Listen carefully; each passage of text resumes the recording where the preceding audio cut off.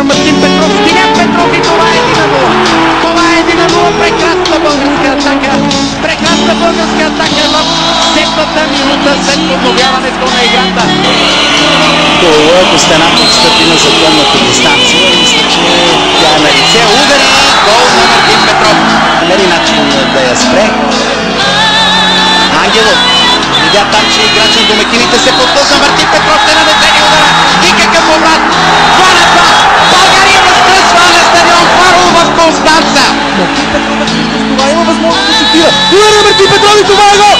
1-0 за България! Голмайстор Мартин Петров! Невероятен пробив от 11-та минута. Се обърна Чевдар Янков, видя свободния Янкович. Валери Божинов ще намери.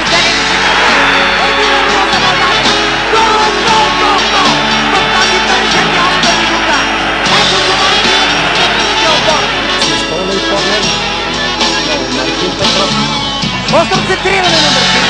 И това е гол! Това е гол! Това е гол! 2-0 за България! Гол! Сякаш се става простора! Топка за Бербатов. Много мощен е, когато тръгне той в предни позиции. Бербатов сега няма ли да дойде неговия бой? Гол и удар! След този удар Бербатов. Какво да кажа? Чупи карака. Така се стекоха нещата, че битката се концентрира в срещуположната зона. Бербатов удар.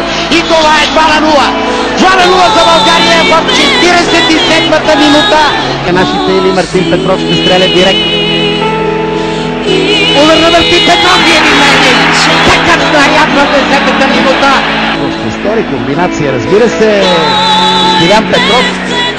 Опит за двойно подаване, няма да става. И това е 2-1 за България. Гол на Чавдар Янков.